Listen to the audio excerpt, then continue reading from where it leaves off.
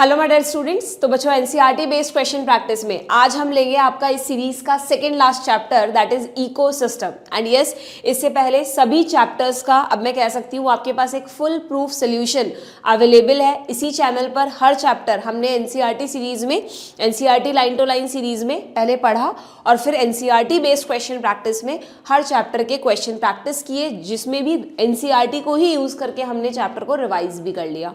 तो जिस भी बच्चे ने दोनों सीरीज पूरी तरह से फॉलो की है, मुझे लगता है कि उसका बायो पर बहुत अच्छा कमांड हो गया होगा। अगर मिसिंग है, अभी सारे चैप्टर्स नहीं कंप्लीट हुए हैं, तो जितना जल्दी हो सके आप कर लें, क्योंकि अब नीट के एग्जाम में बहुत ज़्यादा टाइम नहीं बचा है। ठीक है, this is the high time when you have to give your dedicated efforts. वैसे तो पूरे साल ही आपको सच्चे दिल से मेहनत करनी होती है।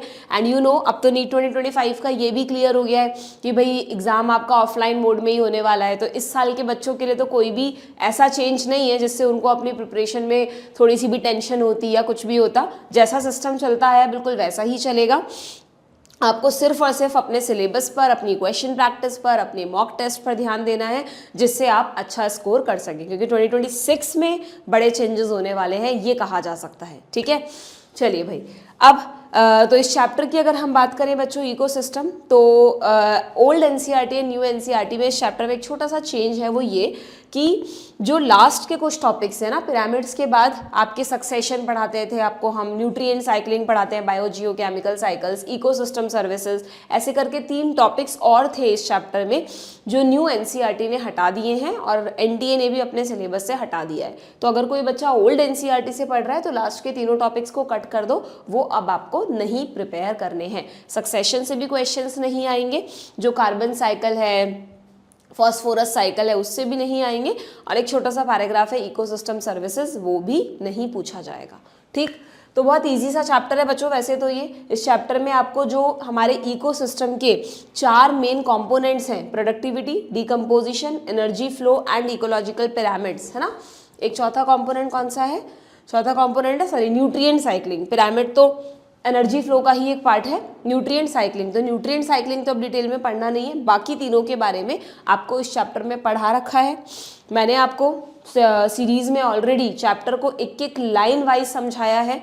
लिंक डिस्क्रिप्शन बॉक्स में गिवन है। अगर किसी का चैप्टर मिस हो गया है, अभी तक भी नहीं समझ आया तुमको, क्योंकि इकोलॉजी ना जनरली आप लोग लास्ट के लिए बचा के रखते हैं, तो कोई बात नहीं है, लेकिन इकोलॉजी है बड़ा इंपॉर्टेंट। अब वो लास्ट ऐसा नहीं है कि आप सोचो यार हम तो मार्च में पढ़ लेंगे, उस समय पर दिमाग नहीं चलता इतना कि हम छूटी हुई चीज़ों को पूरा कर लें। इसलिए जितना भी आपका कोर्स पेंडिंग है उसको आप हो सके तो जनवरी में, ज़्यादा से ज़्यादा मिड फरवरी तक कंप्लीट कर दो बच्चों। ठीक है, चलिए। तो इस चैप्टर को हम जैसे करते हैं इस सीरीज में, along with the questions revise करेंगे। देखते हैं सबसे पहला क्वेश्चन हमारे सामने क्या है।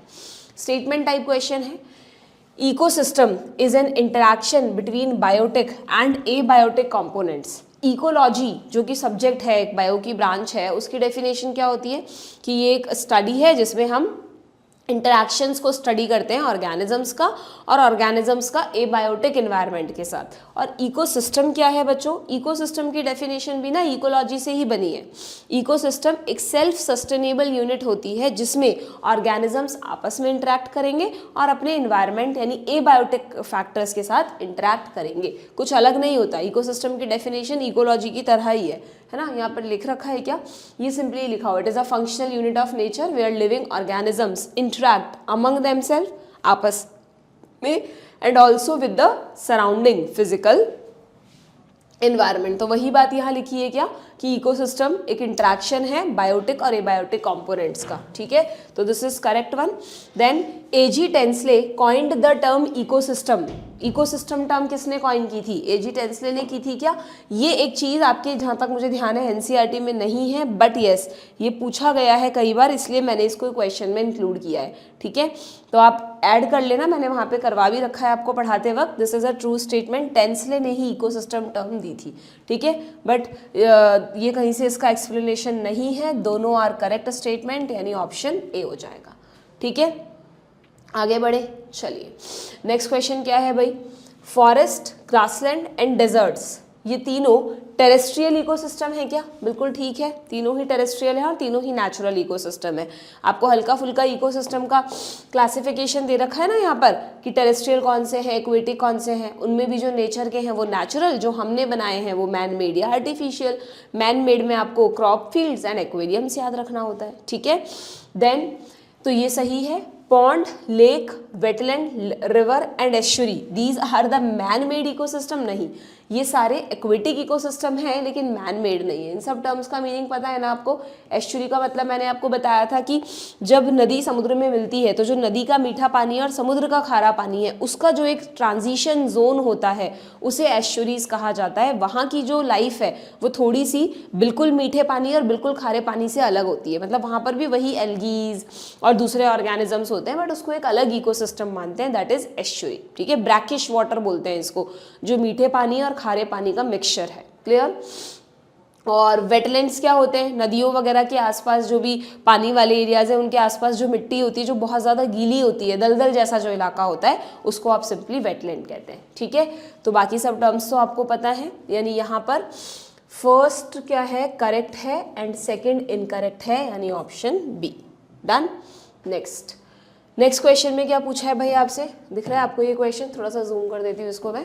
स्टेटमेंट है ecosystem is a functional unit of nature. Yes, this is very important कि आप इकोसिस्टम उस यूनिट को कहेंगे नेचर की, वो सस्टेनेबल यूनिट जो फंक्शनल है, जहाँ पर ऑर्गेनिजम्स कैन सर्वाइव, है ना, वहाँ पर उनके ज़रूरत की हर चीज़ फिजिकली अवेलेबल है, वो आपस में इंटरेक्ट कर रहे हैं, इस तरह की फंक्शनल यूनिट ही इकोसिस्टम कहलाएगी।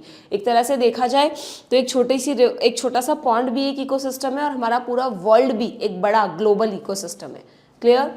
Interaction of biotic and abiotic components determine characteristics for each type of ecosystem. Yes, ये भी बिल्कुल ठीक है, यानी दोनों ही स्टेटमेंट्स यहाँ पर करेक्ट हैं, ठीक है। ये मैंने ले लिया आपके लिए स्टेटमेंट टाइप क्वेश्चन, हालांकि ये फर्स्ट स्टार्टिंग वाले पैराग्राफ से इतने ज़्यादा क्वेश्चंस फ्रेम होने के चांसेस नहीं हैं, ठीक है। चलिए नेक्स्ट, हाँ ये इंपॉर्टेंट है। vertical distribution of different species occupying different level in a biotic community is known as।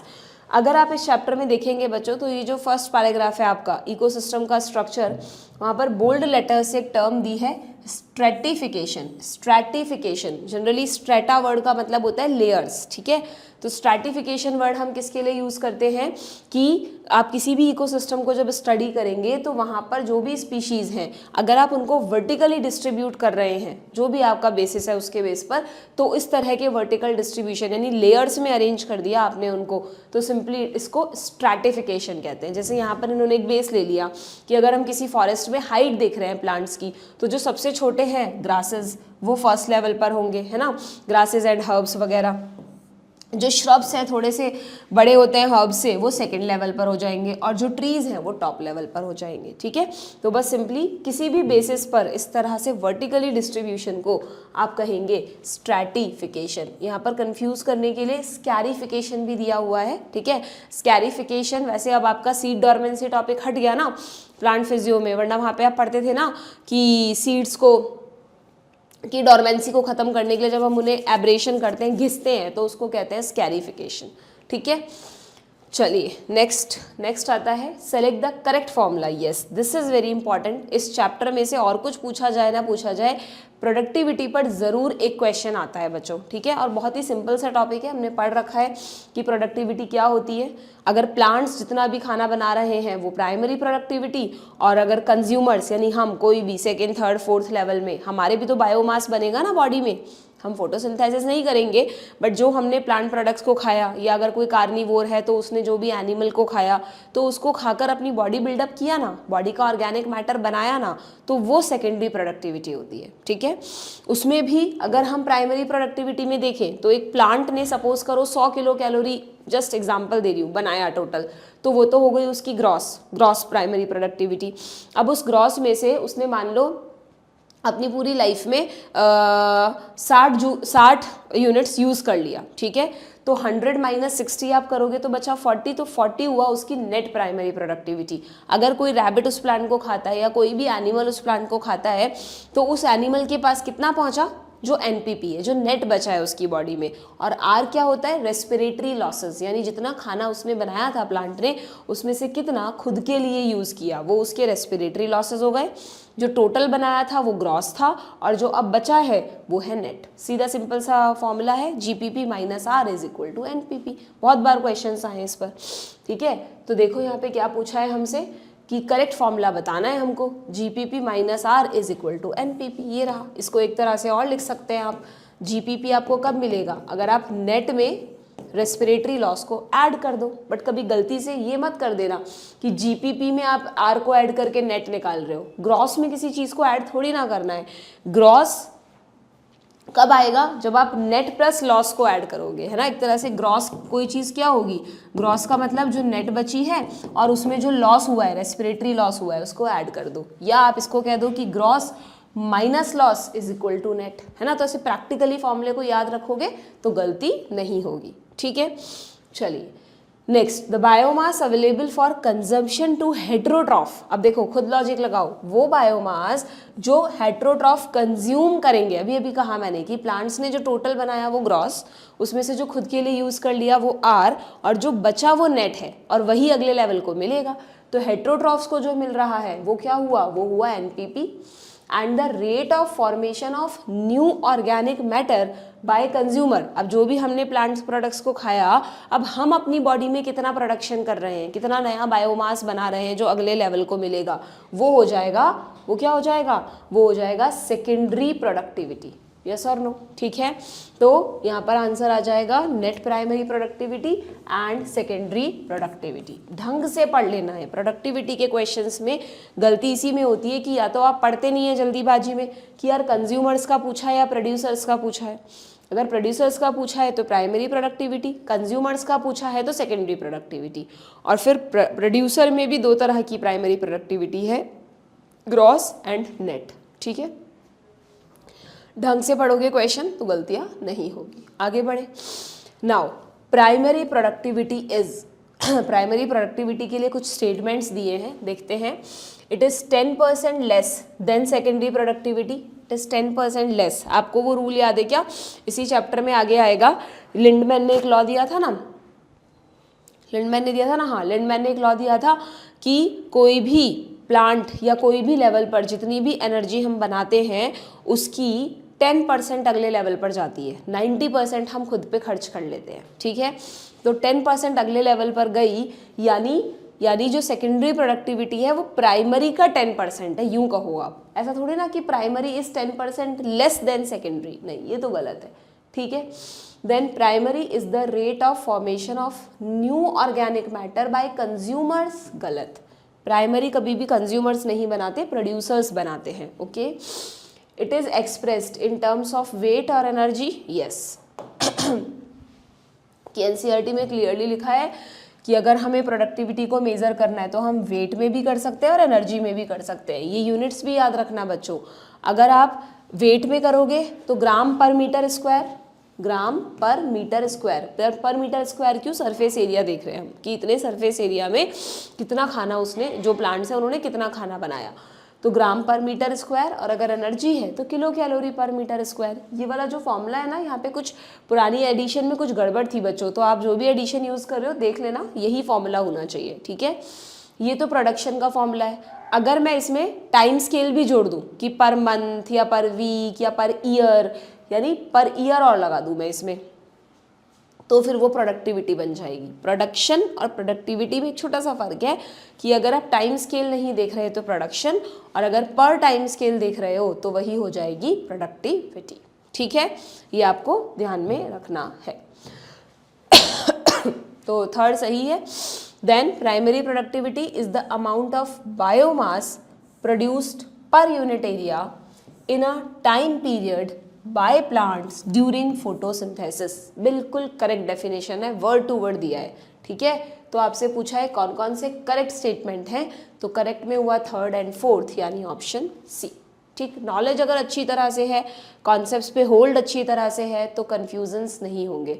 और अगर ऐसे ही पढ़ा है रैंडमली, थोड़ा पढ़ लिया, कहीं ध्यान कहीं और था, तो तुम क्वेश्चंस अच्छे से कभी कर ही नहीं पाओगे बच्चों। मैंने इतना सारा प्रैक्टिकली देखा है बच्चों को कि कुछ बच्चे बिल्कुल बहुत अच्छे से जैसे मैं यहाँ पे आपको एकदम कॉन्फिडेंटली क्वेश्चन सॉल्व कराती हूँ वैसे कर देते हैं। इसका मतलब उन्होंने पढ़ाई करते वक्त ध्यान दिया, नॉलेज अच्छी है। कुछ बच्चे उलझते रहते हैं कि मैम ये सही है क्या, ऐसा कुछ पढ़ा था, वो करा था। तो इतना ज़्यादा अगर उलझ रहे हो तो ज़्यादा अच्छा है कि एक बार एनसीईआरटी खोलो, उस टॉपिक को ढंग से पढ़ो, समझो और फिर उसके क्वेश्चन करो। ठीक है, this is the best method. Clear?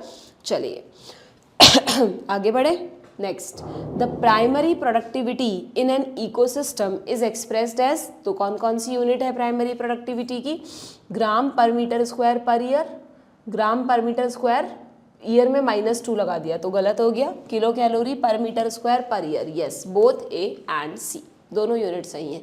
एक वेट के रेफरेंस में, एक एनर्जी के रेफरेंस में है। नेक्स्ट क्या है भाई? Choose the correct statements. Correct बताना है हमको, ठीक है। Primary productivity depends on the plant species inhabiting a particular area and also a variety of factors। जो प्राइमरी प्रोडक्टिविटी है वो किस पर डिपेंड करती है? तुम्हारी एनसीईआरटी में दिया है बच्चों, वो कौन कौन से फैक्टर्स हैं जो प्राइमरी प्रोडक्टिविटी को अफेक्ट करेंगे। एक तो प्लांट स्पीशीज, भाई किसी एरिया में जितने प्लांट्स होंगे उतनी उसकी प्राइमरी प्रोडक्टिविटी ज़्यादा होगी। और दूसरा variety of environmental factors, sunlight कितनी है, ह्यूमिडिटी कितनी है, वाटर की अवेलेबिलिटी है या नहीं, जो भी डिपेंडिंग अफेक्टिंग फैक्टर्स होते हैं। ठीक है, availability of nutrient, photosynthetic capacity of plant, यानी इकोसिस्टम्स की प्रोडक्टिविटी वेरी करती है। ऐसा नहीं है कि हर इकोसिस्टम की सेम प्रोडक्टिविटी होती है, it depends on all these factors. ठीक है, सो यही बात कही है कि यहाँ पर कि primary productivity depend on plant species inhabiting the area and also a variety of factors. Primary productivity is similar in different type of ecosystem. नहीं भाई, अलग अलग इकोसिस्टम्स में प्राइमरी प्रोडक्टिविटी डिफरेंट होगी, ना कि same. The productivity of the oceans is higher than productivity of land surface। अब यहाँ पर एक बहुत ध्यान देने वाला कॉन्सेप्ट है, मैंने तुमको पढ़ाया था कि अगर हम अर्थ पर देखें तो वी नो 70% एरिया हमारा ओशियन से घिरा हुआ है अर्थ का, सिर्फ 30% पर लैंड है। तो हमें लगेगा कि यार 70% अगर ओशियंस का है तो फिर ओशियंस की प्रोडक्टिविटी ज़्यादा होती होगी, बट नहीं बच्चों, क्योंकि आप खुद देखो ना, ओशियंस में जो प्लांट्स होते हैं वो लैंड के पे प्रेजेंट फॉरेस्ट के कंपैरिजन में कितने छोटे हैं या पतले दुबले से हैं। कभी आपने ओशियंस में फॉरेस्ट थोड़ा ना देखे हैं, घने फॉरेस्ट होते हो, बड़े बड़े ट्रीज होते हो, ये सब तो लैंड पे होता है। तो चाहे अर्थ पे लैंड का सरफेस एरिया सिर्फ 30% है, बट उनका प्रोडक्टिविटी में जो कंट्रीब्यूशन है वो कहीं ज़्यादा है इन कंपैरिजन टू ओशियंस, क्योंकि ओशियंस में प्लांट्स जो हैं वो बहुत लिमिटेड हैं, कम है, उनकी फोटोसिंथेटिक कैपेसिटी भी कम है, तो प्रोडक्टिविटी में ओशियंस का रोल जो कंट्रीब्यूशन है वो कम है। जबकि ओशियन 70% पर है, फिर भी उनका जो रोल है, कंट्रीब्यूशन है, वो कम है। ठीक है, यहाँ पे वैल्यूज़ भी दी है, वैल्यू अगर याद रख सको तो ठीक है, वरना ज़रूरी नहीं है। कि अगर होल बायोस्फीयर की प्रोडक्टिविटी 170 बिलियन टन्स है तो ओशियंस का कंट्रीब्यूशन इसमें सिर्फ 55 बिलियन टन्स है। बाकी जो बचा 170 माइनस 55 वो लैंड प्लांट्स का है। क्लियर? ठीक है, तो क्या ये सही है कि ओशियंस की प्रोडक्टिविटी ज़्यादा है? नहीं, this is a wrong statement. A constant input of solar energy is the basic requirement for any ecosystem to function and sustain। Yes, this is correct, है ना, कि जितने भी हमारे इकोसिस्टम्स हैं सबके लिए ultimate source of energy sun है। हालांकि मैंने तुम्हें इसी चैप्टर में या एक जगह पढ़ाया था कि, कहाँ पढ़ा था हमने वो कॉन्सेप्ट कि, है ना, हाँ इसी में एनर्जी फ्लो में आगे, कि जो बहुत डीप में, समुद्रों में बहुत डीप में, डेप्थ में कुछ ऐसे स्पेशल इकोसिस्टम्स भी हैं जहाँ पर सनलाइट नहीं पहुँचती, तो वहाँ पर जो कीमो ऑटोट्रॉफ्स वगैरह होते हैं वो ही फूड चेन्स को चलाते हैं, बट वो बहुत नेग्लिजिबल हैं बच्चों। तो इसलिए जनरलाइज बात की है यहाँ पे। तो जनरलाइज अगर हम देखें तो यस, सोलर इनपुट के बिना इकोसिस्टम सस्टेन नहीं करेंगे। ठीक है, सो ए एंड डी करेक्ट बताना ना हमको, करेक्ट ए एंड डी, ये रहा ऑप्शन सी। ठीक, आगे बढ़े। Next question, what is the annual net primary productivity of whole biosphere? अभी देखी थी हमने 170 बिलियन टन्स। अब दो ऑप्शंस में दिया है, देखो, फ्रेश वेट या ड्राई वेट। हमेशा ध्यान रखना, मैं तुम्हें कई बार बता चुकी हूँ कि जब भी हम बायोमास, प्रोडक्टिविटी ये सब पढ़ रहे होते हैं तो मोर अप्रोप्रिएट क्या होता है? ड्राई वेट, है ना, क्योंकि फ्रेश वेट तो वाटर भी इंक्लूड करता है। तो जनरली ड्राई वेट का मतलब जिसमें से आपने वाटर वाला पार्ट हटा दिया, वही तो एक्चुअल ऑर्गेनिक मैटर है ना। तो इसलिए आप जब भी कोई बायोमास की कैलकुलेशन करेंगे, पिरामिड्स देख रहे हैं, तो वहाँ पर हम ड्राई वेट को प्रेफरेंस देते हैं, ठीक है। सो ऑप्शन ए या बी? ऑप्शन बी, ठीक। अभी देखो ये छोटी छोटी चीज़ें हैं, वही बच्चा कर सकता है जिसने एनसीईआरटी को वर्ड टू वर्ड अच्छे से समझा है, पढ़ा है, प्रैक्टिस की है, तभी आपसे सही होंगी चीज़ें, ठीक। और सब कुछ हमने कंप्लीट किया है, सब कुछ, ईच एंड एवरी लाइन धीरे धीरे आराम आराम से पूरा पढ़ाई की है, जिससे आपको दिक्कत ना आए, ओके। चलिए मैच द कॉलम देखते हैं भाई। नेचुरल इकोसिस्टम कौन सा है इसमें से? फॉरेस्ट है। डीकम्पोजर्स कौन है इनमें से? बैक्टीरिया। प्राइमरी प्रोडक्टिविटी कौन सी होती है? जो प्रोड्यूसर्स बनाते हैं, और सेकेंडरी जो कंज्यूमर्स बनाते हैं। तो ए का 3, बी का 4। इकोसिस्टम ये जो है ना अपना इकोलॉजी, उसमें कुछ है नहीं बच्चों खास। सी का 1 एंड डी का 2। मतलब आपने एक बार भी अगर अच्छी तरह से, बच्चे पता नहीं क्यों घबराते हैं कि मैम इकोलॉजी हमारा बाकी है, इतनी लंबी यूनिट है, इतने बड़े बड़े चैप्टर हैं, कैसे करें। मतलब थोड़ा टाइम निकाल कर अगर आपने एक बार भी इकोलॉजी को अच्छे से पढ़ रखा है ना, मैं कहती हूँ, तो आपके क्वेश्चंस हो जाएंगे। अच्छे से पढ़ रखा है, ऐसे नहीं ऊपर ऊपर से पढ़ लिया, समझ के चीज़ें पढ़िए तो आधी चीज़ें तो आपको यूं ही समझ में आ जाएंगी। क्लियर? इसलिए रिस्क नहीं लेना। इकोलॉजी को कोई भी बच्चा नीट के लिए छोड़ के नहीं जाएगा, पढ़ के जाना है। जेनेटिक्स के बराबर क्वेश्चंस बनते हैं इकोलॉजी से। अब ठीक है, इन्वायरमेंटल इश्यूज चैप्टर हट गया तो थोड़े बहुत कम 2-3 क्वेश्चन वहाँ से हटा दो तुम, पर अभी भी तुम 9 से 10 क्वेश्चन तो मान के चलना इकोलॉजी से पूछे जाएंगे, ठीक है। Now which one of the following process, ठीक है। अब प्रोडक्टिविटी के बाद आते हैं नेक्स्ट डीकम्पोजिशन पर। वेरी इंटरेस्टिंग एंड अगेन यहाँ पे लिख देना, very very important topic. Decomposition से भी क्वेश्चंस बनते हैं और इसमें कुछ भी रटने जैसा नहीं है, पूरा बहुत अच्छे से मैंने आपको प्रोसेस समझाया हुआ है। 5 स्टेप्स कैसे होते हैं, है ना। लीचिंग क्या है, ह्यूमिफिकेशन क्या है, मिनरलाइजेशन क्या है, इस पर भी क्वेश्चन आता है कि डीकम्पोजिशन को कौन कौन से फैक्टर्स अफेक्ट करते हैं। एक बात जो आपको ध्यान रखनी है कि डीकम्पोजिशन सॉइल पे हो रहा है ना, तो डीकम्पोजिशन को आप एनारोबिक मत कर देना। डीकम्पोजिशन एक एरोबिक प्रोसेस है, एयर की प्रेजेंस में हो रहा है, क्योंकि मिट्टी पर पड़ा है ना डेट्राइटस, उसका डीकम्पोजिशन चल रहा है।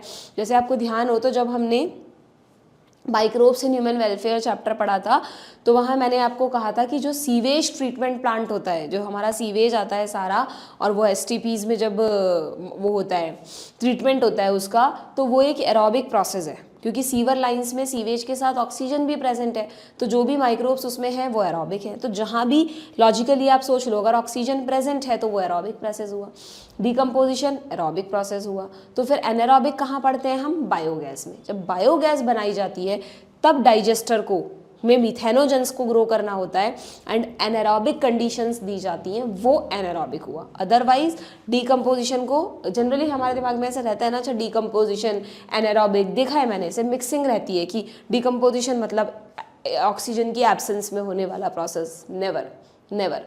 यहाँ क्लियरली लिखा है कि अगर एनारोबिक कंडीशंस हैं तो वो डीकम्पोजिशन को इनहिबिट करेंगी।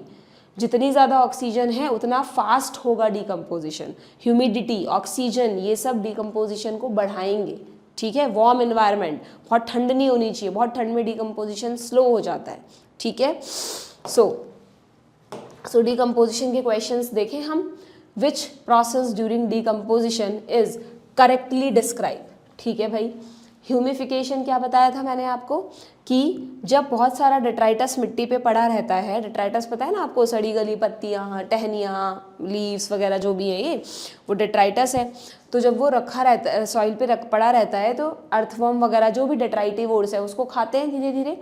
तो जब वो उसको खाते हैं तो उसका फ्रेगमेंटेशन होता है, यानी वो फ्रेगमेंट्स में बदल रहा है। सिर्फ फ्रेगमेंटेशन हुआ है, उसका फिजिकल फॉर्म चेंज हो रहा है, बड़ी बड़ी पत्तियाँ छोटे छोटे पीसेज में टूट रही हैं, ठीक है।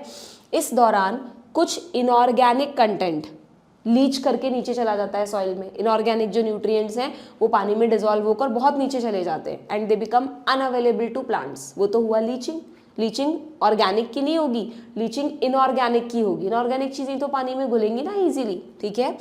और इसी फ्रेगमेंटेशन के दौरान बैक्टीरिया और फंजाई ग्रो करना शुरू कर देते हैं और ये जो ऑर्गेनिक मैटर है डेट्राइटस का, उस ऑर्गेनिक मैटर को कैटाबोलाइज करते हैं। कैटाबॉलिज्म का मतलब कॉम्प्लेक्स ऑर्गेनिक को सिंपल इनऑर्गेनिक में बदलना, ठीक है।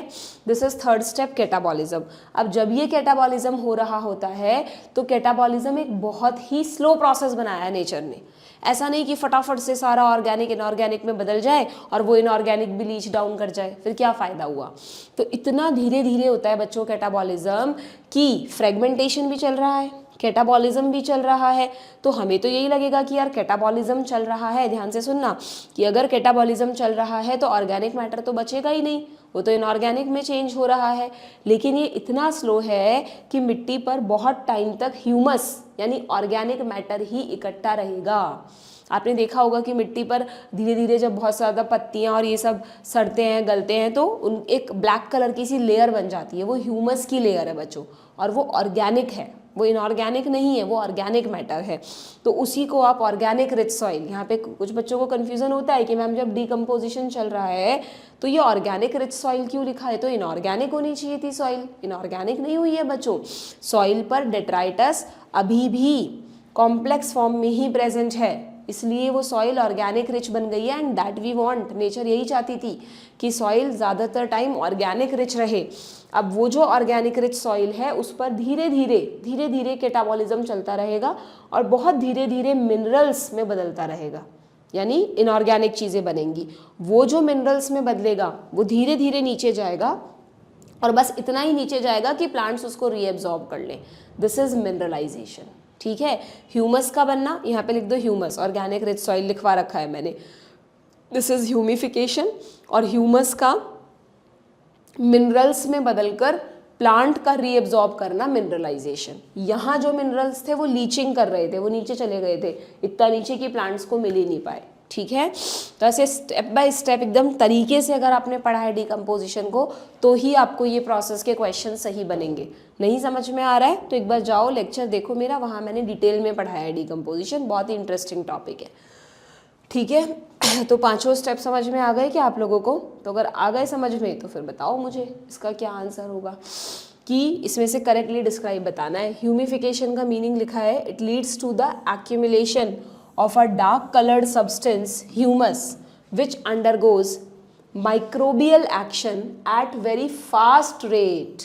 ऐसा नहीं कि जल्दी में पढ़ते पढ़ते यहाँ तक से लग रहा था सब कुछ सही है यार, वही लिखा हुआ है, डार्क कलर्ड होता है ह्यूमस, माइक्रोबियल एक्शन होता है, बट वेरी फास्ट नहीं होता, ये बहुत ही स्लो होने वाला प्रोसेस है। तो दिस इज रॉन्ग। कैटाबॉलिज्म का मीनिंग लिखा हुआ है decomposition of organic matter under anaerobic conditions, ये भी गलत है, एरोबिक होता है। लीचिंग का मीनिंग लिखा है जो वाटर में सल्यूबल ऑर्गेनिक न्यूट्रिएंट्स हैं, गलत हो गया यहीं पर, दे गो डाउन, नहीं, इनऑर्गेनिक न्यूट्रिएंट्स गो डाउन, ठीक है। एंड फ्रेगमेंटेशन का मीनिंग लिखा है breakdown of detritus into smaller particles by earthworm और एनी अदर डेट्राइटिवोर, तो ये बिल्कुल ठीक है, यानी D is the correct one. बाकी सब में छोटी छोटी गलतियां हैं, अगर हमने ढंग से पढ़ा है तो हमें वो गलती पकड़ में आ जाएगी, ठीक है। आगे बढ़े क्या? सॉरी। ओके, नेक्स्ट क्वेश्चन क्या है, which statement are correct regarding decomposition, ठीक है। Decomposition is largely oxygen requiring process, yes. The rate of decomposition is controlled by chemical composition of detritus, क्या ये बात सही है? एंड दूसरा क्लाइमेटिक फैक्टर्स, यस, ये दोनों ही बहुत इंपॉर्टेंट फैक्टर हैं। जो डिकम्पोजिशन का प्रोसेस है बच्चों, उसमें हमेशा ध्यान रखना इस बात पर डिपेंड करता है कि डेट्राइटस किसका बना है। If detritus is, chemical composition का मतलब if detritus is rich in lignin and chitin, अगर बहुत सारी लकड़ियाँ ही लकड़ियाँ हैं, लकड़ियों में लिग्निन होता है ना, और काइटिन फंजाई वगैरह की सेल वॉल में होता है, और भी बहुत सारी जगह होता है, तो अगर लिग्निन एंड काइटिन ज़्यादा है तो बट ऑब्वियस उसको डिकम्पोज करने में ज़्यादा टाइम लगेगा, हार्ड सब्सटेंस है ये। लेकिन अगर डेट्राइटस में सॉफ्ट टिश्यूज़ हैं, कोई फ्रूट है, आप देखो कितनी जल्दी डिकम्पोज हो जाएगा, क्यों? क्योंकि fruit is rich in nitrogen and sugars, जो वाटर सोल्यूबल सब्सटेंस शुगर्स हैं उनमें, और नाइट्रोजन वगैरह जो इजीली डिकम्पोजेबल होता है उसका बना होता है। तो अगर डेट्राइटस में ये चीज़ें हैं तो जल्दी होगा, अगर ये है तो देर से होगा। और क्लाइमेटिक फैक्टर्स में क्या बताया था मैंने आपको, ऑक्सीजन की प्रेजेंस है, वार्म है, मॉइस्ट एनवायरनमेंट है, तो डिकम्पोजिशन फास्टर होगा, ठीक है। सो क्या कह रहा है ये वाला स्टेटमेंट, सही है क्या? यस, ये सही है। Dry and cold environment favour करेगा डिकम्पोजिशन को? नहीं। Warm and moist environment favour करेगा, ठीक है।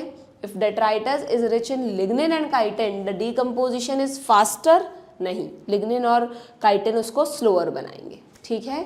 करेक्ट बताना था हमको A and B, correct one यानी ऑप्शन ए हो जाएगा। डन। चलिए, the important step in the process of decomposition in sequence is, वैसे तो डिकम्पोजिशन में सभी स्टेप्स पैरेलल चलते हैं बच्चों, बट फिर भी अगर हम देखें तो सबसे पहले डेट्राइटस का फ्रेगमेंटेशन होना ज़रूरी है। जब फ्रेगमेंटेशन हो रहा होता है उस दौरान लीचिंग चलती रहती है, उस दौरान कैटाबॉलिज्म चलता रहता है, इससे धीरे धीरे ह्यूमस इकट्ठा होता है और उनसे धीरे धीरे मिनरल्स बनते हैं। So D is the correct choice, ठीक है। The process of mineralisation by micro organism, जो कैटाबॉलिज्म है एक तरह से, help in the release of, क्या रिलीज हो रहा है उससे? इनऑर्गेनिक न्यूट्रिएंट रिलीज हो रहे हैं, किससे? ह्यूमस से, and get available for absorption by plant. सबसे इंपॉर्टेंट बात है ना, इनऑर्गेनिक यहाँ भी लिखा है पर यहाँ लिखा है कि इनऑर्गेनिक न्यूट्रिएंट डेट्राइटस से रिलीज हो रहा है और उससे ह्यूमस बन रहा है, तो दिस इज रॉन्ग वन, ठीक है, ए होगा। ये वाले इनऑर्गेनिक लीचिंग में नहीं जाते, लीचिंग में तो वो जाते जो कैटाबॉलिज्म से पहले ही बन गए, शुरू में ही ऑलरेडी लीच आउट हो गए, ठीक है। नेक्स्ट क्वेश्चन क्या है भाई? चलिए, ये हो गया हमारा डिकम्पोजिशन से रिलेटेड क्वेश्चंस, ठीक है। सिंपल से दो टॉपिक थे, प्रोडक्टिविटी देख लिया हमने, डिकम्पोजिशन भी देख लिया। अब आते हैं आगे, नेक्स्ट टॉपिक है एनर्जी फ्लो। इस हिसाब से तो ये चैप्टर आज ही हो जाएगा, चलो बढ़िया बात है ना, जितनी जल्दी तुम्हारा ये सिलेबस हो। अब एनर्जी फ्लो अगेन बहुत ही थ्योरेटिकल सा टॉपिक है, आप इसको पूरा एनसीईआरटी से एक बार पढ़ लेना, है ना। ज़्यादातर चीज़ें वो हैं जो आपने छोटी क्लासेस में भी पढ़ रखी हैं। फूड चेन्स नहीं पढ़ते थे आप, कौन किसको खाता है, कौन प्रोड्यूसर हुआ, कौन प्राइमरी कंज्यूमर हुआ, ये थोड़ा सा नया कॉन्सेप्ट है DFC एंड GFC वाला, जिसको मैंने अच्छे से डिटेल में पढ़ा रखा है, अभी हम रिवाइज कर लेंगे, ठीक है। फिर ये सब वही चीज़ें दोबारा दे रखी हैं अलग अलग, ठीक। तो देखते हैं इससे क्या क्वेश्चन है हमारे पास। सबसे पहले पार की फुल फॉर्म पूछिए बच्चों, यहाँ स्टार्टिंग में ही आपको दे रखी है। What is PAR? Photosynthetically active radiation, ठीक है। ये क्या है, ध्यान रखना कि जितनी भी इंसिडेंट सोलर रेडिएशन है हमारी, है ना, उसका लेस देन 50% इज पार। जितनी भी सनलाइट हमारे अर्थ पर गिरती है उसका 50% ही फोटोसिंथेटिकली एक्टिव होता है। पूरी सनलाइट को प्लांट्स यूज़ नहीं कर सकते, तो 50% तो पार है, और उसमें से भी पूरी यूज़ नहीं करते। आप देखो, सिर्फ 2 से 10% सनलाइट पूरी दुनिया के प्लांट से खाना बनवा रही है। It's sustain the entire living world. पूरी दुनिया के प्लांट्स मिलकर 2 से 10% पार का यूज़ कर पाते हैं, ठीक है। इसीलिए बोलते हैं ना, हम पढ़ाया था आपको फोटोसिंथेसिस में मैंने कि light is rarely a limiting factor, क्योंकि लाइट ऑलरेडी ज़रूरत से ज़्यादा अवेलेबल है, तो वो लिमिटिंग फैक्टर कैसे हुई, ठीक है। So PAR stands for photosynthetically active radiation. देखो जरा सा गड़बड़ कर दिया, रिएक्शन लिख दिया, ठीक है। तो कभी कभार नीट में ऐसी सिली मिस्टेक्स हो जाती हैं हमसे। नाउ आइडेंटिफाई ABCD, ठीक है भाई, बता देते हैं। पहले तो यहाँ पे ये चारों लेवल्स पूछे हैं, तो ये सेकेंडरी कंज्यूमर है, ये प्राइमरी है, ये टर्शरी, ऐसे नीचे से ऊपर जा रहे हैं हम, ठीक है। और ये प्रोड्यूसर्स हैं, ये प्रोड्यूसर्स हैं, ठीक है। पहले पुरानी एनसीईआरटी ने ना यहाँ पर ये देखो एक चीज़ दिखाती हूँ आपको, इसमें इनको प्राइमरी प्रोड्यूसर लिख रखा था, PP लिखते थे, पर प्रोड्यूसर में क्या प्राइमरी और क्या सेकेंडरी? प्रोड्यूसर तो प्रोड्यूसर ही है, उसको प्राइमरी या सेकेंडरी में थोड़ी ना डिवाइड करोगे, तो फिर अब प्रोड्यूसर को प्रोड्यूसर कर दिया। कंज्यूमर में प्राइमरी सेकेंडरी टर्शरी लेवल्स आएंगे, ठीक है, क्लियर। तो यहाँ पे B तो हो गया प्रोड्यूसर, ये रहा B प्रोड्यूसर। A हो गया secondary consumer, yes. C plants है क्या? C का है ये रे, यस। हमेशा फर्स्ट ट्रॉफिक लेवल पर प्लांट्स होते हैं, और D में कोई भी टॉप कंज्यूमर आएगा तो मैन, लायन कुछ भी हो सकता है, यानी ऑप्शन B, ठीक है। ये सब तो आता है ना आपको बनाना, किस तरह से फूड चेन्स बनाई जाती हैं। चलिए नेक्स्ट में क्या करना है हमको? अच्छा, ये सेम क्वेश्चन आपको बताना है कौन सा किसका लेवल है ना। तो अगर ग्रास, ग्रास हॉपर, फ्रॉग और हॉक है तो बट ऑब्वियस ग्रास तो प्रोड्यूसर हुई, तो ग्रास को प्रोड्यूसर से मैच कर दो। ग्रास को खाएगा ग्रास हॉपर, तो ग्रास हॉपर प्राइमरी कंज्यूमर हुआ। ग्रास हॉपर को खाएगा फ्रॉग, तो फ्रॉग कौन हुआ? अब देखो, अब यहाँ पर आपको ध्यान देना है एक चीज़ कि वैसे तो फ्रॉग प्राइमरी के बाद सेकेंडरी कंज्यूमर हुआ, फ्रॉग कौन हुआ? सेकेंडरी कंज्यूमर हुआ। लेकिन ये देखो, अगर मैं कह रही हूँ तुम्हें कि यहाँ पर ग्रास है, यहाँ पर ग्रास हॉपर है, इंसेक्ट है ग्रास हॉपर, और ग्रास हॉपर को फ्रॉग ने खाया और फ्रॉग को हॉक ने खाया। तो अब एक चीज़ ध्यान रखना बच्चों, वैसे तो ये प्रोड्यूसर, ये प्राइमरी कंज्यूमर, ये सेकेंडरी कंज्यूमर, ये टर्शियरी कंज्यूमर, बट अगर आपको कार्निवोर देखना है तो इनमें सबसे पहला कार्निवोर कौन है? फ्रॉग। तो कंज्यूमर में तो फ्रॉग सेकेंडरी है, लेकिन कार्निवोर में फ्रॉग प्राइमरी कार्निवोर हो जाएगा। हॉक टर्शियरी कंज्यूमर है, लेकिन कार्निवोर में या तो टॉप कार्निवोर या सेकेंडरी कार्निवोर हो जाएगा। और लेवल कैसे चेंज होगा? इसका फर्स्ट ट्रॉफिक लेवल, ये है तो प्राइमरी कंज्यूमर, पर प्राइमरी कंज्यूमर सेकेंड लेवल पर बैठते हैं, सेकेंडरी कंज्यूमर थर्ड लेवल पर बैठते हैं, और tertiary consumer fourth traffic level पर बैठते हैं। समझ में आया? तो आपको ध्यान रखना है कि आप किस हायरार्की को देख रहे हो। क्लियर? तो फ्रॉग जो है वो प्राइमरी कार्निवोर हुआ, यहाँ पे फ्रॉग जो है वो प्राइमरी कार्निवोर हुआ। अगर ऑप्शन में सेकेंडरी कंज्यूमर होता तो मैं उसको भी चूज कर सकती थी, बट कोई एक ही देंगे वो आपको। एंड हॉक कौन है? टॉप कार्निवोर, या आप कह सकते हो प्राइमरी के बाद सेकेंडरी कार्निवोर। डिकम्पोजर सिर्फ दिया है ऑप्शंस में, इससे मैच करता हुआ कुछ भी नहीं है। वैसे भी फूड चेन्स में आपको पता है डिकम्पोजर्स को नहीं रखा जाता। ठीक है? सो ए का थर्ड, बी का फोर्थ, थर्ड फोर्थ फिफ्थ ये रहा, एंड डी का सेकेंड, ऑप्शन बी। ठीक है? क्लियर? कर लोगे ना? समझ में आ गई जो चीज़ मैंने बताई आप लोगों को? चलिए, which statement regarding food chain is false? सबकी बार हमें फॉल्स बताना है। In an aquatic ecosystem grazing food chain. अच्छा चलो आ गया, पहले तो मैं एक कॉन्सेप्ट समझा देती हूँ। ये जीएफसी और डीएफसी क्या है, मतलब समझा तो रखा है, रिवाइज करा देती हूँ। एक्चुअली ये जितनी भी हम फूड चेन्स पढ़ते हैं ये तो कैसी हैं? ये तो ग्रेजिंग फूड चेन है, ग्रेज कर रहे हैं, एक दूसरे को खा रहे हैं जो। ठीक है? एक डेट्राइटस फूड चेन भी होती है ना? ये जो भी हमने जैसे डिकम्पोजिशन देखा, तो वैसे ही अगर मिट्टी पर डेट्राइटस पड़ा है, डेड ऑर्गेनिक मैटर को कहते हैं डेट्राइटस। डेड ऑर्गेनिक मैटर को कहते हैं, इनऑर्गेनिक को नहीं, डेड ऑर्गेनिक मैटर को डेट्राइटस कहते हैं। सड़ी गली पत्तियाँ, टहनियाँ, वुडन पीसेस, ये सब। ठीक है? सो अगर मिट्टी पर डेट्राइटस पड़ा हुआ है बच्चों, तो उस डेट्राइटस को, बट ऑब्वियस कोई ग्रेस तो करेगा नहीं। कोई डेट्राइटस को कभी सुना है आपने कि कोई कैटल्स वगैरह खाते हो? नेवर। डेट्राइटस का तो सीधा डिकम्पोजिशन होता है। तो डेट्राइटस पे ज़्यादा से ज़्यादा डेट्राइटिवोर जो इंसेक्ट्स होते हैं, अर्थवॉर्म वगैरह, वो उसको खाते हैं। ठीक है? तो डेट्राइटस पर या तो डेट्राइटिवोर्स फीड करेंगे, या सीधा डिकम्पोजर, जो डिकम्पोजर्स हैं फंजाई, बैक्टीरिया, वो उस पर फीड करेंगे। ठीक है? तो ये जो छोटी सी फूड चेन है, कितनी छोटी सी फूड चेन हुई कि डेट्राइटस को या तो डेट्राइटिवोर्स ने खा लिया या डेट्राइटस को डिकम्पोजर्स ने खा लिया, बस ये दो लेवल हुए इसमें। तो ये जो फूड चेन है, इस तरह की स्मॉल फूड चेन्स को डीएफसी या डेट्राइटस फूड चेन कहते हैं। ठीक है? अब वो डिकम्पोजर फंजाई, बैक्टीरिया को थोड़ी ना कोई खाएगा। हाँ, डेट्राइटिवोर्स जाकर जीएफसी का पार्ट बन जाएंगे। जो अर्थवॉर्म है, अगर मान लो उसे किसी फ्रॉग ने खाया, फिर फ्रॉग को हॉक ने खाया, तो वो अब जीएफसी का पार्ट बन गया। ठीक है? तो डीएफसी आपको समझ में आया क्या? बहुत ही स्मॉल फूड चेन्स होती हैं जिसमें दो ही लेवल होते हैं, डेट्राइटस और डेट्राइटस को खाने वाले डिकम्पोजर्स। क्लियर है? तो अब इसमें क्वेश्चन आता है बच्चों कई बार कि डीएफसी और जीएफसी ये जो दो हैं, ये दोनों में से कौन कहाँ ज़्यादा डोमिनेंट है। जैसे अगर हम जीएफसी की बात करें, जो हमारी ग्रेजिंग फूड चेन्स हैं, ये थोड़ा सा कंफ्यूजिंग टॉपिक है, इसलिए मैं इसको थोड़ा सा आपको याद करने को कहती हूँ समझने के बाद, कि जो हमारी ग्रेजिंग फूड चेन्स है ना, ग्रेजिंग ज़्यादा कहाँ देखने को मिलती है आपको? लैंड पर भी ग्रेजिंग होगी, पानी में भी ग्रेजिंग होगी। पानी में होती है ग्रेजिंग? ऐसे में समझना पानी में ग्रेजिंग नहीं होती, क्योंकि पानी में भी तो ऐसे, जैसे मान लो पानी में फाइटोप्लैंक्टन्स है ना, छोटे छोटे प्लांट्स हैं, उनको जू प्लैंक्टन्स ने खाया, जू प्लैंक्टन्स को स्मॉल फिशेस ने खाया, स्मॉल फिशेस को लार्ज फिशेस ने खाया, तो वो जीएफसी तो हुआ। ठीक है?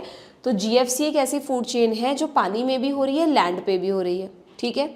लेकिन अगर हम डीएफसी की बात करें, डीकम्पोजिशन की बात करें, तो डीकम्पोजिशन नो डाउट पानी में भी होता है। पानी में भी नीचे जो फीकल मैटर वगैरह पड़ा रहता है वो डीकम्पोज होता है, बट बहुत धीरे होता है, बहुत कम होता है। डीकम्पोजिशन मेनली लैंड पर होने वाला प्रोसेस है। ठीक है? तो अगर मैं आपसे कहूँ कि जो टेरेस्ट्रियल इकोसिस्टम्स हैं, जो टेरेस्ट्रियल इकोसिस्टम्स हैं उनमें कौन सी फूड चेन डोमिनेंट है, ये रहा, जो टेरेस्ट्रियल इकोसिस्टम्स हैं उनमें कौन सी फूड चेन डोमिनेंट है। तो तुम्हें सोचने पर तो ये लगेगा कि मैम टेरेस्ट्रियल पर, लैंड पर तो जीएफसी भी है और डीएफसी भी है, पर क्योंकि डीएफसी पानी में बिल्कुल नेग्लिजिबल है इसलिए आपको डीएफसी को लैंड पर रखना है, ठीक है। इसको तुम रट लेना कि क्योंकि लैंड पर, क्योंकि पानी में डीएफसी हम नहीं देखते ज़्यादा, पानी में डिकम्पोजिशन हमने ज़्यादा, मैं आपको कह रही हूँ कि बहुत नेग्लिजिबल होता है, तो डीएफसी को तो एक ही जगह मिलेगी, लैंड। तो लैंड पर जो मेजर कंड्यूट इन्होंने बताया है एनर्जी का वो है कौन सा, डीएफसी। जबकि पानी में जहाँ पर डिकम्पोजिशन नहीं हो रहा प्रॉपर, वहाँ पर मेजर एनर्जी फ्लो क्या है, जीएफसी, ठीक है। हालांकि मुझे ये बिल्कुल अजीब सी बात लगती है इकोलॉजिस्ट ने किस बेसिस पर ये कहा है, क्योंकि जीएफसी को तो दोनों में रखना चाहिए ना, जीएफसी तो दोनों में मेजर कंड्यूट है, पानी में भी और लैंड पर भी है, बट अब पता नहीं इन्होंने कैसे इसको रखा हुआ है, या तो हो सकता है ये आधी अधूरी बात लिखी हुई है। कई जगह ऐसा है, मैंने देखा है एनसीईआरटी में ना, कुछ जगह ऐसा है कि किसी एक बहुत बड़े टॉपिक में से कोई 2 लाइन्स उठा ली, अब वो 2 लाइन से रिलेटेड और भी दुनिया भर की चीज़ें होती है, वो तो डाली नहीं इसमें कि लेंदी हो जाता, सिर्फ उसको उठा के डाल दिया, तो प्रोबेबली ये वैसा ही टॉपिक होगा बच्चों। बट आपको इसे याद तो रखना पड़ेगा क्योंकि नीट में आया हुआ है। कैसे याद रखोगे कि पानी में डिकम्पोजिशन नहीं याद रखना हमें, तो डिकम्पोजिशन यानी डीएफसी लैंड पर है, जीएफसी पानी में है, ठीक है। मेजर कंड्यूट, मेजर जो एनर्जी फ्लो के लिए रिस्पॉन्सिबल है, वैसे हो दोनों चीज़ें दोनों जगह रही हैं, क्लियर। तो ये कह रहा है कि पानी में GFC is the major conduit for energy flow, पानी में डिकम्पोजिशन नहीं है ना, तो पानी में जीएफसी मेजर है, ठीक है। In terrestrial ecosystem a large fraction of energy flow through detritus food chain, yes. अब क्योंकि लैंड पर डिकम्पोजिशन है तो डीएफसी भी है। The detritus food chain begins with dead organic matter, yes detritus. Some of the organism of GFC, GFC के कुछ organism DFC का शिकार बन जाते हैं, गलत, उल्टा लिख दिया है। डीएफसी के कुछ ऑर्गेनिज्म जैसे कि डेट्राइटिवोर जीएफसी का प्रे बन जाते हैं, जीएफसी के किसी मेंबर उसको शिकार करके खा लेता है, उल्टा लिखा हुआ है जस्ट, ठीक है। तो फॉल्स में हुआ ऑप्शन डी, क्लियर। ये यहाँ पर है ना, जो मैं बोल देती हूँ वो तुम्हें उन्हीं बच्चों को समझ में आ रहा होगा जिन बच्चों ने मुझसे तरीके से, या किसी भी टीचर से जिससे भी तुम पढ़ते हो, तरीके से कॉन्सेप्ट को समझा है। अगर तरीके से नहीं समझ रखा ना, ऊपर से चीज़ें पढ़ रखी है, तो मैं सही बता रही हूँ बच्चों, बिल्कुल ऐसे लगता होगा कि यार मैम क्या बोल गई, तो मैम ये बता रही थी एकदम से कहाँ पहुँच गए, क्या हो गया क्या नहीं हो गया, है ना, ऊपर से चली जाती हैं बातें, बिल्कुल फैक्ट है। मतलब मैं कई बार है ना ऐसे फील करती हूँ तुम्हारी सिचुएशन को कि मुझे ऐसे बुक्स वगैरह पढ़ने की आदत है, तो मान लो मैं बैठ के कोई बुक पढ़ रही हूँ और अगर कुछ सेकंड्स के लिए भी मेरा ध्यान कहीं और चला जाता है तो मुझे पता ही नहीं चलता मैं क्या पढ़ गई उस बुक में से, तो फिर मुझे सिचुएशन समझ में आती है, ऐसे पर्सनली मैं फील कर पाती हूँ कि अच्छा यार ऐसा तो बच्चों के साथ भी बहुत बार होता होगा, और क्लास में तो बहुत कॉमन है कि लेक्चर चल रहा है और हमारा ध्यान हमारे किसी फ्रेंड पर चला गया, कहीं भी चला गया, और उस समय की बात हमने सुनी नहीं। अब वो चीज़ हम कोई रिवाइंड करके दोबारा, अगर आप ऑनलाइन लेक्चर देख रहे हो तब तो ठीक है, कोई बच्चा इतना जागरूक है कि नहीं यार मेरी चीज़ छूट गई थी तो मैं रिवाइंड करके देख लूँ, वरना ज़्यादातर बच्चे यही सोचते हैं कि ठीक है यार आगे समझ में आ जाएगा। ऐसे लेट गो नहीं करना है। अगर कुछ सेकंड्स के लिए भी तुम्हारा ध्यान हट गया है और वो टॉपिक तुमसे छूट गया है ना, तो मैं सही बता रही हूँ वो तुम्हें कहीं ना कहीं क्वेश्चन प्रैक्टिस के दौरान परेशान करेगा। और बहुत अनफॉर्चुनेट है हम, तो कई बार वही चीज़ एग्जाम में क्वेश्चन बनकर आ जाती है। पूरा चैप्टर पढ़ रखा है हमने, कुछ एक पार्ट मिसिंग था, उसी में से क्वेश्चन आ गया, बाकी कुछ नहीं आया। तो तुम अपनी तरफ से ये छोटी छोटी गलतियां मत करो। इसीलिए मैं हमेशा कहती हूँ तुम्हें कि एक स्टूडेंट का सबसे बड़ा एसेट है उसका फोकस, उसका अटेंशन। जितना खुद को फोकस्ड रख के आप टॉपिक को पढ़ोगे ना, उतना ही आप क्वेश्चंस को सॉल्व कर पाओगे। जरा सा फोकस इधर से उधर हुआ और आपको पता ही नहीं चलेगा कि आपने क्या पढ़ा था उस टाइम। ठीक है, प्रॉमिस करो कि हमेशा फोकस के साथ चीज़ें पढ़ोगे। नहीं फोकस बन पा रहा है, थोड़ा मेडिटेशन करो, आदत डालो, रील्स कम देखो, सोशल मीडिया कम चलाओ। ये सब तुम्हें डिस्ट्रैक्ट करते हैं बच्चों, तुम्हें पता भी नहीं चलता कितना बड़ा तुम्हारा इतना इंपॉर्टेंट टाइम तुम्हारा वेस्ट हो रहा है इन चीज़ों से। ठीक है, देख लो, मना नहीं कर रही, ठीक है, थोड़ा बहुत एंटरटेनमेंट ज़रूरी है, बट बस इतना कि तुम्हारी हैबिट ना बने जल्दी जल्दी चीज़ों को चेंज करना। ठीक, ओके, चलिए आ जाए नेक्स्ट क्वेश्चन पर। नेक्स्ट पर आते हैं भाई। डेट्राइटस फूड चेन यानी DFC की बात हो रही है। इज, ये वाला क्वेश्चन का आंसर कर लिया ना हमने, हाँ। In comparison to GFC is generally longer. क्या DFC लॉन्गर है? नहीं, DFC बहुत छोटी फूड चेन है। In DFC the saprotrophic organisms are decomposer. Yes, decomposer कौन है? बैक्टीरिया और फंजाई, वही तो सेप्रोट्रॉफ भी है। तो स्टेटमेंट फर्स्ट इनकरेक्ट है, सेकंड करेक्ट है, option C. Done. Now the mass of living material. अच्छा हाँ, ये भी एक बड़ा अच्छा सा क्वेश्चन है। यहीं पर इसी टॉपिक में एक टर्म दे रखी है बच्चों, ये रहा, दैट इज स्टैंडिंग क्रॉप। इसी चैप्टर में, अब वो लास्ट के 3 टॉपिक हट गए ना तुम्हारे, सक्सेशन और न्यूट्रिएंट साइकिलिंग और सर्विसेज, तो न्यूट्रिएंट साइकिलिंग वाले टॉपिक में एक टर्म दे रखी थी स्टैंडिंग स्टेट।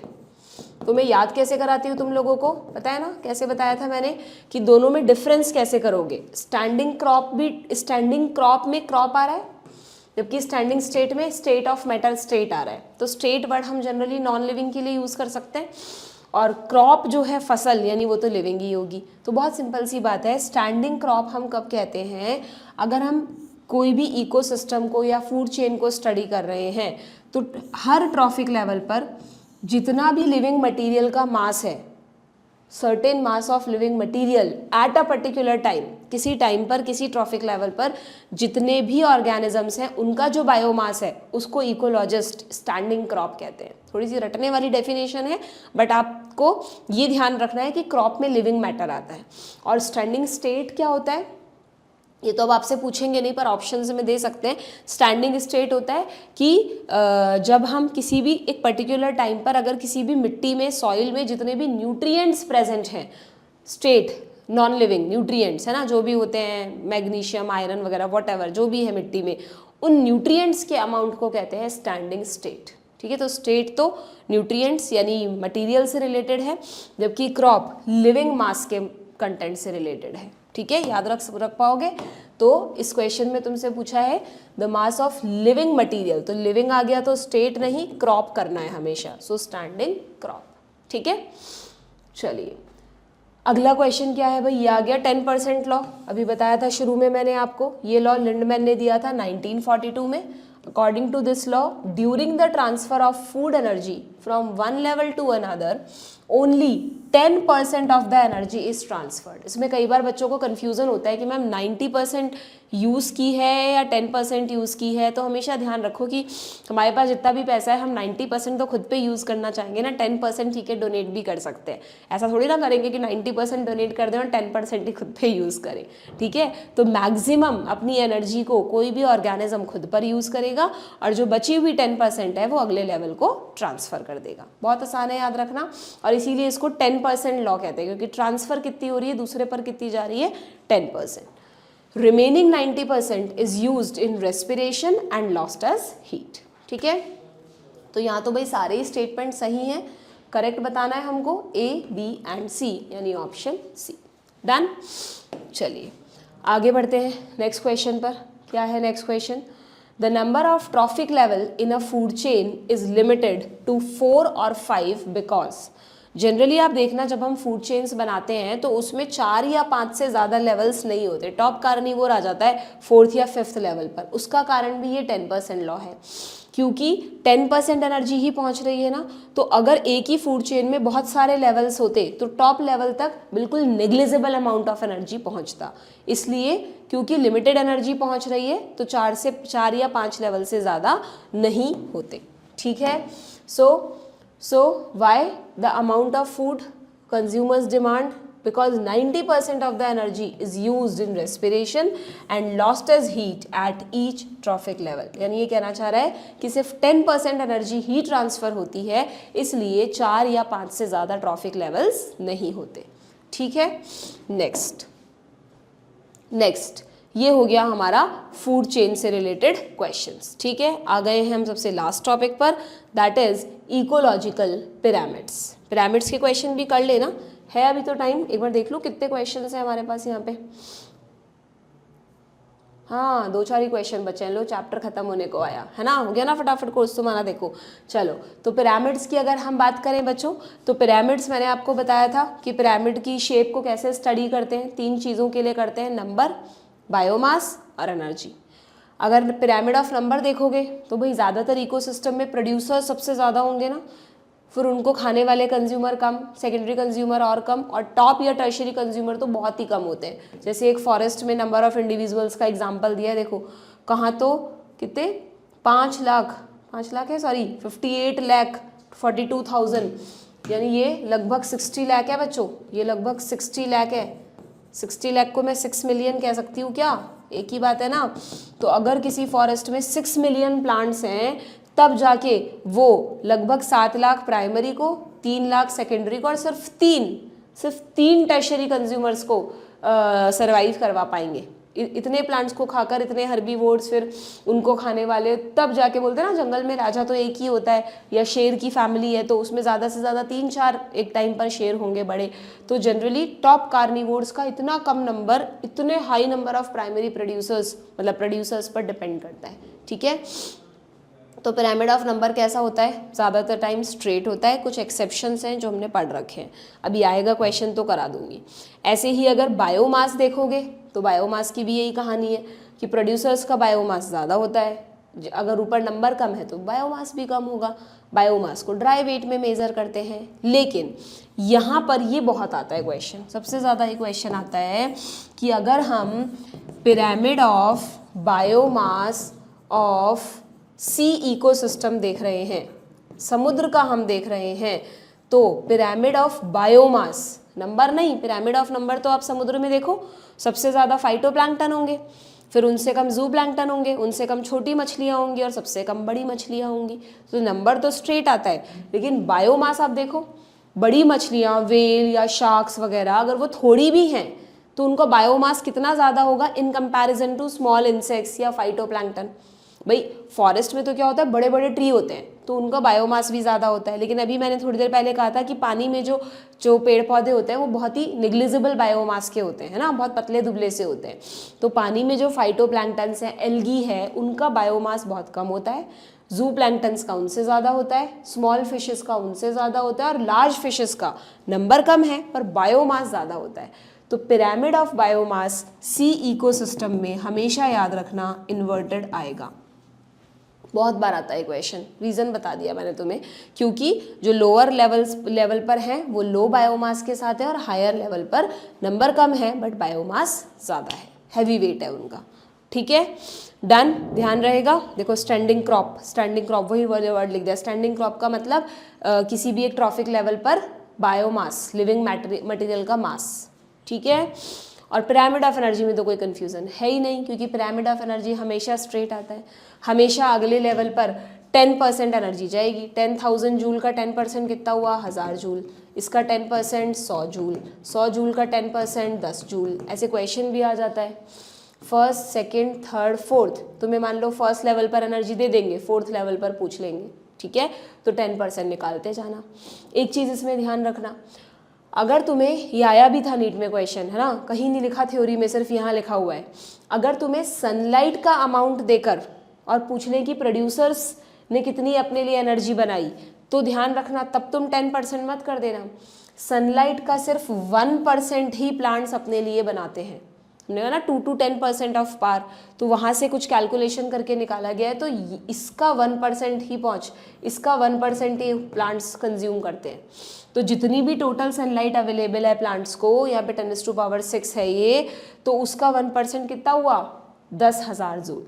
तो पहले 1% निकालना है प्लांट्स के लिए। 10% लॉ तो ट्रॉफिक लेवल से शुरू होगा, फिर पूरा 10% लॉ फॉलो करना है। ठीक है, ये क्वेश्चन आया था, कुछ बच्चों को गलत हो गया, ये देकर इसकी वैल्यू पूछी थी तो इसका 10% निकाला तो गलत आंसर आ गया 10। 10% निकालोगे तो 1 लाख आ जाएगा ना इसका। 10⁻⁶ में से एक जीरो हटा दोगे तो 10⁻5 आएगा, लेकिन तुम्हें 2 जीरो हटानी, तुम्हें 1% निकालना है। ठीक है, क्लियर है क्या? तो बस अब कर लो क्वेश्चन। तो ये पूछ रहा है an inverted pyramid of number and inverted pyramid of biomass are respectively seen in. तो बायोमास का तो मैंने तुम्हें बता ही दिया, सी में आता है, और नंबर का पिरामिड कब उल्टा आता है बताओ? पढ़ा रखा है मैंने। नंबर जनरली तो सीधा ही आएगा, सबसे ज़्यादा प्रोड्यूसर होंगे, लेकिन अगर मैं एक बरगद के ट्री को एक इकोसिस्टम मान लूँ, बिल्कुल मान सकती हूँ, तो ट्री तो एक अकेला ही है। What is the number of banyan tree? 1। तो ट्री एक अकेला है, उस ट्री पर रहने वाले जो छोटे छोटे इंसेक्ट्स हैं वो ज़्यादा हैं, उन इंसेक्ट्स को खाने वाली जो स्पैरोज हैं वो और ज़्यादा हैं। तो इस केस में ये कैसा आएगा? इन्वर्टेड आएगा, क्योंकि यहाँ ट्री अकेला है। इसका बायोमास निकालोगे तो फिर से सीधा आएगा, क्योंकि ट्री अकेला ही हजारों लाखों इंसेक्ट से ज़्यादा बायोमास रखता है, ठीक है। तो पिरामिड ऑफ बायोमास उल्टा नहीं आएगा ट्री का, सिर्फ pyramid of number tree ecosystem में इन्वर्टेड आएगा, ठीक है। तो ये आपको ध्यान रखना है, एनसीईआरटी में लिखा हुआ भी है, ये दे रखा है यहाँ पर, ये रहा एक्सेप्शन ट्री का जो पिरामिड है, ओके, ध्यान रखोगे। चलिए नेक्स्ट क्वेश्चन क्या है भाई, read the following statement regarding ecological pyramids. अच्छा यहाँ पे एक चीज़ और बतानी थी मुझे तो मेरे को, कि अगर मैं कह रही हूँ कि ये ट्री है ना, जैसा कि एनसीईआरटी में लिखा है ये ट्री है, and if were to count number of insects then small birds and then larger birds. हाँ, तो ट्री पे फीड कर रहे हैं इंसेक्ट्स, उन इंसेक्ट्स पे फीड कर रहे हैं small birds.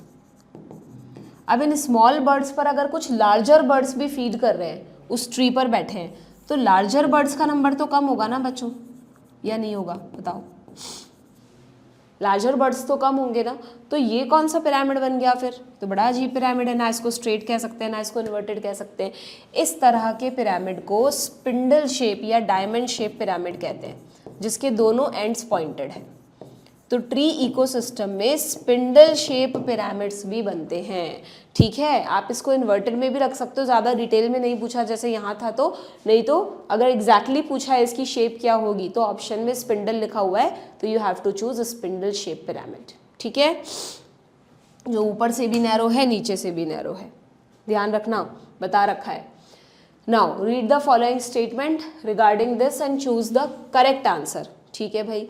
The relationship between organism at different trophic level is expressed in terms of number, biomass and energy. Yes, any calculation of energy, biomass or number has to include only one species at that trophic level. नहीं, जब भी हम इस तरह की studies करते हैं तो उस ट्रॉफिक लेवल पर present has to include all species, all organisms at that trophic level, किसी एक पर्टिकुलर स्पीशीज से नहीं करते, ठीक है। In most ecosystems all the pyramid of number, biomass and energy are upright. कुछ ही तो एक्सेप्शंस हैं, देखो एनर्जी का तो कोई एक्सेप्शन है ही नहीं, बायोमास में सी एक्सेप्शन है, नंबर में ट्री एक्सेप्शन है, बाकी तो मोस्टली तीनों क्या होते हैं, स्ट्रेट होते हैं। तो ये लाइन बिल्कुल ठीक है बच्चों, यहाँ लिखा भी हुआ है आपके एनसीईआरटी में, in most ecosystem all the pyramids, चाहे वो नंबर का हो, एनर्जी का हो या बायोमास का हो, अपराइट होते हैं। कुछ एक्सेप्शंस हैं जो हमने यहाँ डिस्कस किए, ठीक है। So this is right one, the pyramid of biomass in sea is generally upright, गलत।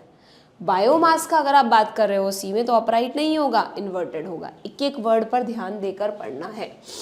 तो करेक्ट बताना है हमको, क्या बताना है, चूज द करेक्ट आंसर। अच्छा, करेक्ट आंसर चूज करना है, नहीं यहाँ पे हमें रॉन्ग स्टेटमेंट्स निकालने हैं। तो रॉन्ग स्टेटमेंट्स कौन से हैं बच्चों, बी है और डी है, B and D are wrong. Done, आगे बढ़े। नेक्स्ट क्वेश्चन क्या है, assertion reason, pyramid of energy is always upright. Yes, बिल्कुल ठीक है।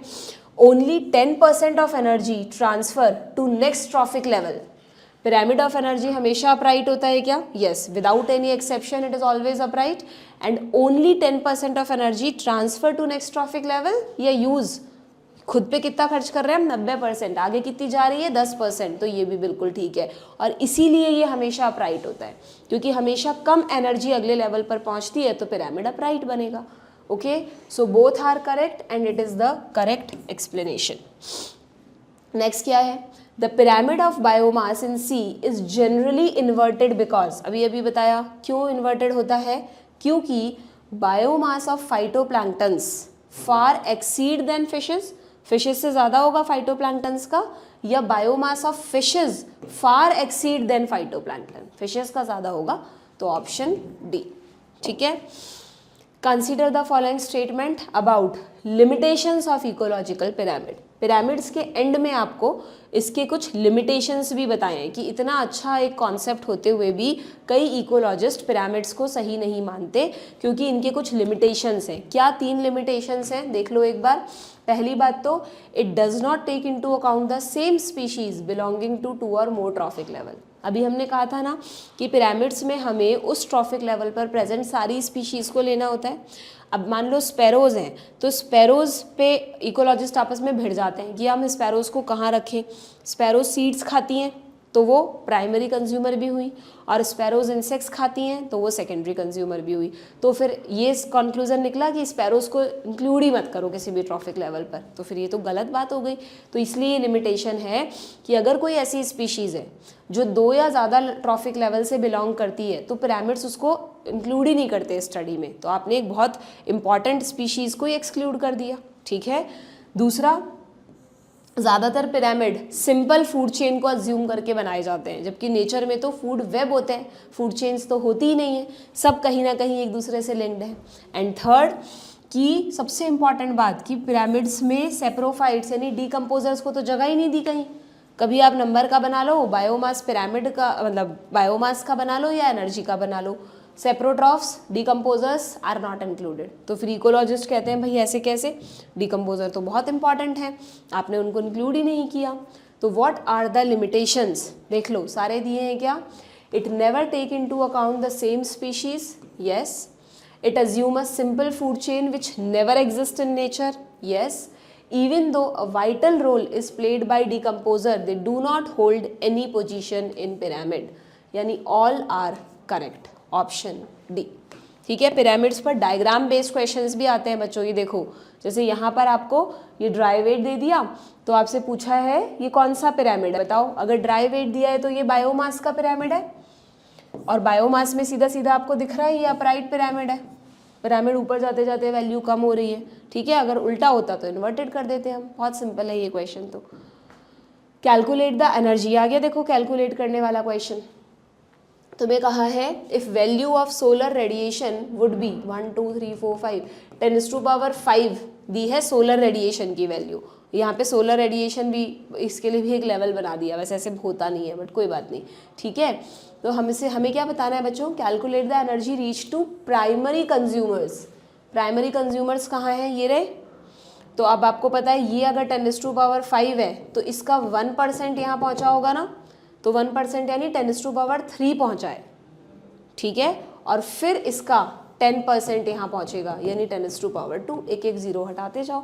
10⁻² यानी सीधा सीधा 100, यानी ये रहा 100 kilo calorie per metre square per year. ठीक है। अगर आपने यहाँ पे 1% पे ध्यान नहीं दिया होता और यहीं से 10% लगा देते तो ये 10⁻⁴ हो जाता, ये 3 हो जाता, एंड आपका आंसर 1000 आता। चलो अच्छी बात है, दिया ही नहीं है 1000 ऑप्शंस में। ठीक है, डन। तो ये आपके क्वेश्चंस हो गए हैं बच्चों कंप्लीट, है ना। ये तो एक शॉट में हो गया, हमारा चैप्टर का पूरा रिवीजन हो गया। तो ये अब, लेकिन वही जो मैं हर बार आपको कहती हूँ कि मेरे क्वेश्चन प्रैक्टिस कराने के बाद you have to do your own question practice. ये मत समझना कि अच्छा मैम ने करवा दिया, सारे कॉन्सेप्ट बता दिए, सब रिवीजन हो गया, बहुत बढ़िया है, अब हम आगे बढ़ते हैं। नहीं, आपको खुद से प्रैक्टिस करनी होगी। यू हैव टू चेक कि जैसे मैम कॉन्सेप्ट बता रही थी, हमें सब समझ आ रहा था, अब हमें याद आ रही हैं क्या चीज़ें, क्योंकि बायो में कॉन्सेप्ट्स को समझने के बाद रिटेन करना, याद रखना इज़ वेरी इंपॉर्टेंट। ठीक है। तो now you have to do your own practice. जो भी प्रॉब्लम आएगी आप कमेंट बॉक्स में पूछेंगे। एंड नेक्स्ट सेशन में हम हमारी सीरीज़ का सबसे लास्ट चैप्टर डिस्कस करेंगे बच्चों, जो इसके बाद अगला चैप्टर है बायोडाइवर्सिटी एंड कंजर्वेशन। थोड़ा सा पढ़कर आना, बहुत थ्योरेटिकल चैप्टर है, एंड सरप्राइजिंगली इस बार नीट 2024 में इस चैप्टर से 5 क्वेश्चन पूछ लिए। पूछते नहीं हैं, 2 या 3 क्वेश्चन बनते हैं मुश्किल से, पूछ लिए तो पूछ लिए। हालांकि ये गलत है, ऐसा नहीं करना चाहिए कि इतने छोटे चैप्टर से आप 5 क्वेश्चन पूछ रहे हो। किसी बच्चे को नहीं थ्योरेटिकल चीज़ें पता है तो फिर उसकी तो गलत हो जाएंगी ना। बट आप वही वाली बात है बच्चों, एनटीए जो उसको मनमानी करनी है वो करेगा, जो हो रहा है वो सब बच्चों के साथ हो रहा है, तो आप कुछ कह नहीं सकते। इश्यूज़ भी उठते हैं बट उन पर कोई एक्शन नहीं होता। तो आप अपनी तरफ से पूरी प्रिपरेशन करो, आपकी प्रिपरेशन में कमी नहीं रहनी चाहिए, फिर जो भी होगा वो एग्ज़ाम में देखा जाएगा। ठीक है। तो पढ़ के आना आप चैप्टर, नेक्स्ट सेशन में हम उसके क्वेश्चंस लेंगे और इसके क्वेश्चंस भी खुद से कर लेना। Okay, good bye.